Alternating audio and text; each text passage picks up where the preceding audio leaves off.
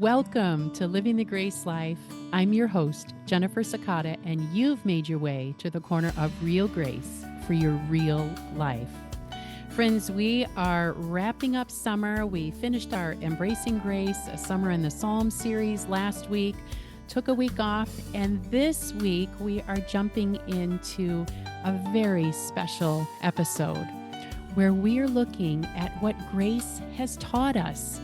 The wrap up of this summer season also means that now I officially have two high schoolers. Both of our boys are in high school, and I knew in my head this day was coming, right? We all know the calendar marches on and our kids get older and grow up and do the things they are meant to do.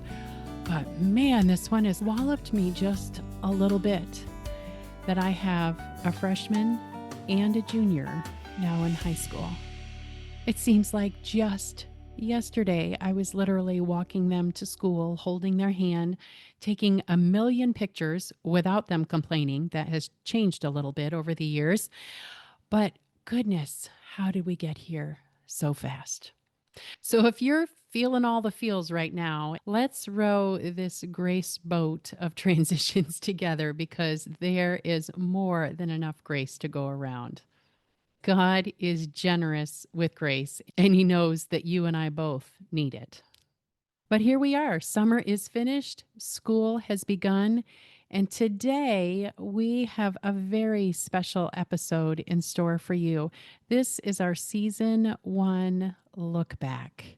What grace has taught us. Season 1 reflections on real faith and healing. From powerful episodes about trauma and redemption to learning how to pray in the middle of our pain, this episode revisits the themes that shaped our first season together. Grace over performance, honesty over hiding, and hope that holds when life falls apart. Whether you've been with us from episode 1 or you're just finding our show, this conversation invites you to pause, reflect, and remember that grace isn't just a theological concept. It's a lived experience. In today's episode, you'll hear the top 5 core themes that have risen to the surface of our season together, maybe a little bit like gold rising to the surface. And I'll highlight a few episodes that especially reflect that theme so that you can go listen to them again, or perhaps for the first time if you missed them. And as we wrap up, we'll get a little glimpse of where we're going in the season ahead. Let this episode encourage you to keep living real grace in your real life. Because you belong, you are welcome here. You are seen, loved, forgiven, and freed to live the grace life one moment at a time. When we first launched Living the Grace Life, I had no idea what to expect. I wasn't sure what it would become or the conversations I'd have in my living room turned podcast recording studio. And now, 48 episodes later, I'm honestly humbled and stunned by the stories we've heard, the honesty you've shared, and the sacred ground we've walked together. The first season of Living the Grace Life was more than just a podcast. I've heard from many of you that it's become a companion for walking through pain, heartache, disappointment, questions, and daring to risk even quiet courage. Since last September, there have been 5 grace growing themes that have risen to the surface, a bit like gold being refined in the fire. And as I look back at all of our episodes and conversations, I was honestly stunned at how similarly these categories just seem to emerge as we've talked about living the grace life in our ordinary everyday lives. Maybe you'll recognize part of your story in one of these themes, or maybe in all of them. The teacher in me from more than 20 years ago loves mnemonics, so I've a mnemonic to help us remember where we've been this year at Living the Grace Life. So the mnemonic is grace, No surprise there, right? G.R.A.C.E. Each letter stands for one of the five core themes that kept emerging through season one. Along with a description of each theme, I'll highlight an episode or two that really helps express what that core theme has been all about this season. So if you're not driving in your car, you might want to grab a notebook or a journal or something, and you can just take a couple of notes for those episodes you might want to revisit or go listen to for the first time. So the first theme that rose from season one is G, grief and healing. Like grief, grace isn't a one and done. Grace meets us in the ongoing journey through deep pain, anxiety, trauma, and our woundedness. In episode 10, Russell Joyce reminded us that God doesn't love us despite our woundedness, He loves us in the middle of it. He shares his journey about coming to grips with the capital W wound that plagued him for much of his life, and how being honest with God about it is what brought him freedom. And I love the story he told about young Julie. I think she was 5 years old. And he was telling the story about how she came forward with her dad to receive communion. And after she received the bread, she dipped her entire hand into the cup. And there was communion juice all over the floor, all over everywhere. To which Joyce rightly responded, we don't just take a sip of grace, we plunge our entire lives into that cup of life. Later in episodes 35 and 36, Nancy Manacero shared vulnerably about having been assaulted by her own father in her later teen years. She took us on her only God could do this kind of forgiveness journey as she extended pardon to her perpetrator, her own father. And I loved how she kept describing God as the perfect gentleman who waited until she was ready for her next step. Grief and healing remind us that grace doesn't flinch at our wounds and it doesn't rush us in the process. The R of what grace has taught us this season is real prayer in your real life. Grace shows up when we're raw and honest in our conversations with each other, but especially in our conversations with God. After being diagnosed with chronic heart failure, despite normal doctor checkups year after year, Lorianne Wood took us on what she called a divine detour to deepen faith in episode 25. She walked us through some of life's hardest questions, the ones many of us are too afraid to ask. Is this life all there is? Is God always good? Is God's plan enough? Have you ever asked any of those questions? I know I have. And I love what Lori said during our conversation. She said, grace and regret can't be roommates. Isn't that good? Real prayer is the place where God helps us release the regret and pick up true friendship with Him. Not something that we borrow from somebody else, but something that grows in us as we're willing to risk raw and on it. As we're willing to risk raw and on. Why is that so hard to say? As we're willing to risk raw and honest conversations with God. It's hard to say, but it's actually hard to live into too, isn't it? And then in episodes 33 and 34, Rachel Wojo led us in the two sides of desperate prayers. Rachel shared how she begged God to allow her adult daughter with special needs to live, but God said no. Later, she cried out asking for help after her husband had lost his job. He had made it through all the other layoffs of COVID. And then about a year after that, he ended up losing his job. And of course, God said yes to helping, but it was in a way that neither she nor her husband Matt could ever have imagined. And as she shared the story with us, my eyes and my mouth just opened wide because God's help came in the form of a padded envelope wedged underneath the green balance beam in her backyard. Seriously, you've got to go back and listen to this story. It's an incredible story, not just of how God provides for us, but about how God honors the honesty in our conversations with Him. We're not all going to find a padded envelope under the playset in our backyards, but Rachel reminds us of this, that grace grows through life's darkest moments when we're willing to have the conversation with God. We're moving on to A. Are you still with me? G reminds us that grace comes to us amid grief and healing.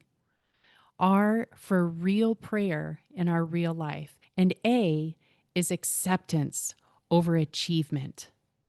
And this is a theme that resonated with so many. I think probably more than all the other themes, this one seemed to rise to the surface most for many of you this season. Which makes sense because so many of you listening, you wrestle as I do with this heavy burden of feeling the need to have it all together all the time, to earn love, to perform for it. But grace isn't earned, it's received and lived into. Two of the episodes that have probably lingered the most for me this year were episodes 30 and 31 with Summer Joy Gross, who reminded us that God has unlimited attention for his children. She introduced us to attachment theory and helped us unwrap why so many of us struggle with perfectionism and our need to prove ourselves. And I loved what Summer taught us about our need, that it's actually an invitation to deeper attachment to God. It's an on ramp to God's grace at work in our lives, not the enemy we often think our need is. It's what Kim Charette captured in episodes 37 and 38 when we talked about equine therapy and how impacting that has been on kids who come from traumatic places and discovered that not only does God see them, but God deeply loves them and cherishes them. That God isn't afraid of our needs, and it's his desire to fill those deepest places in us, whether we're a teenager or someone trying to raise them. This is God's grace. But perhaps one of the most resonant images for me this year came in my conversation with Jody H. Grubbs way back in episode 8. Jody talked about what she called running the roads, where we run from one event to another and feel increasingly depleted no matter how hard we try to slow down. We talked about how hustle culture takes its toll on us. Even this morning, I was texting with a friend that I'm tired of feeling overwhelmed. Friend, you and I, we don't have to stay on the hamster wheel. Like a piece of sea glass that's been shaped and smoothed with every battering against the tide and sand, grace does its work to unwind us, slow us down to receive forgiveness, restoration, and a pace that's not only good for us, but for the people around us. So if you struggle at all with the pace of your life, then head back to episode 8. Jody is not only a well of wisdom about slowing the pace, but she's a woman who shows us how to actually do it. This brings us to our fourth core theme of C, connection and community. Grace is relational. It showed up in our episodes through mentoring, friendship, parenting, marriage. For Amanda Scarborough in episode 26, connection and community were literally lifesavers, both for her and for her infant son, as she battled with postpartum depression and what she later called a beautiful war. In episodes 41 and 42, Nikki Hardy, who has this incredibly beautiful British accent, reminds us that doubt isn't the kryptonite we think it is to our faith, but that doubt is actually an invitation to deeper faith and connection with God. We talked about the disciple Peter, who sat dripping wet back on the boat with Jesus after having just walked on water with Jesus. And Peter sat there holding both doubt and faith at the same time.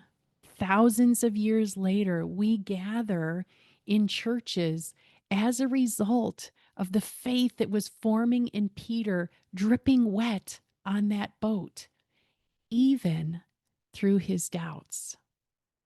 We don't experience grace when we're hiding and tucked away. Grace grows in our connection with God and in our connection to those around us. Nikki reminded us that when faith feels shaky, God welcomes our questions. And when we choose to ask those hard questions and express our doubts in community with others, then we find that our doubts give voice to someone else's. And when we can say those things out loud, it is the perfect invitation to the God of the universe to speak to them. Before we move on to our last letter E in what grace has taught us this season 1, I want to just take a moment to thank you for being here. Again, whether it's your first time here or you've been here for all 48 episodes, I cannot put in words enough how grateful I am for your presence here. You bless me, you encourage me, you challenge me, and you inspire me to help us keep living the grace life. So thank you for being here. All right, let's move on to E, which stands for everyday grace. No surprise there, right? These are the episodes where we've learned to welcome and own our own story. From people like Sue Donaldson, who in episodes 22 and 23, I think, taught us that hospitality isn't about having a pristine home or a beautiful couch or pretty plates. It's about the grace of surrender. If you listen to episode 23, then you may remember hearing the story about Doug, who she'd met at, I think, a soup kitchen some years ago. She had overheard him humming and invited him to sing in their choir at church. He didn't say yes to that at first, but he did say yes to her subsequent invitation to Thanksgiving dinner. In time, he said yes to the choir and yes to doing everyday life with Jesus and God's people not long before he died. Way back in the beginning, I got to have a conversation with my dear friend Amber Cullum, host of Grace Enough podcast. In episode 6, Amber was a well of wisdom about the significance gratitude plays in our lives and how gratitude literally changes the neural pathways to allow us to live differently. These pathways literally change the landscape of our relationship with God and our relationship with others. It was a great episode and start for our Living the Grace Life podcast. Besides, you gotta love an episode where we use terms like happies, crappies, and thankfuls for growing grace in our lives. I also want to do a shout out to my very first guest, Karis Snyder, in episode 3, who led us in conversations about anxiety and real grace. When I first met Karis at the Speak Up Speakers and Writers Conference a number of years ago, she shared about miscarrying one of her babies. I too am part of this sisterhood of loss to which no one requests entry. And as Karis shared the impact of anxiety on our lives and the things that we carry and hold down and push down without even realizing it, the seeds of living the grace life were planted. through that breakfast meeting that I didn't even think I belonged in. And isn't that what living the grace life is all about? Where God opens us up to grace we didn't even realize we needed. And then he shows up big, like he has in every episode this first season together. Living the grace life requires that we acknowledge and recognize that God's got what we can't give ourselves. Friends, that's what grace has taught us this season. That grace comes to us through grief, realness, acceptance, connection, and everyday living. Grace isn't a theological concept, it's an invitation to living our lives with God today. Friend, I've loved sharing every bit of this season with you, and there is so much more to come. Up next week are 5 grace takeaways from what grace taught us in our season 1 reflections on real faith and healing. And then the week after that, friends, there were mornings and nights I thought this day would never come. But on Tuesday, September 2nd, we are celebrating our podcast anniversary. Cue the confetti. I don't even know if that is a word. Is podcast anniversary a word? I'm not sure it is, but I guess since I've just said it, it's a word now.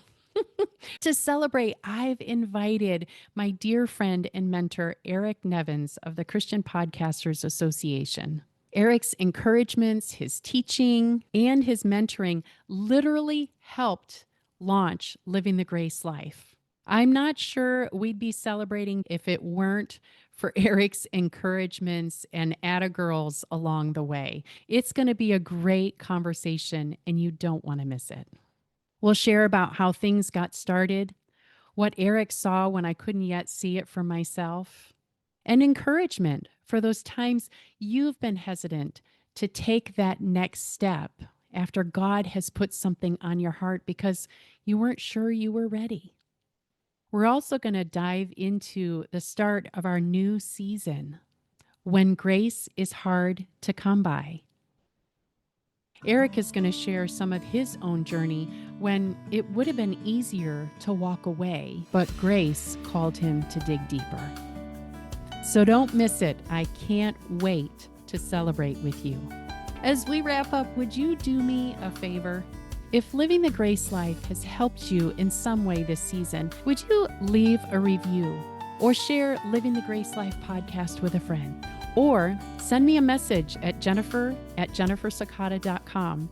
I'd love to hear what grace has looked like in your world.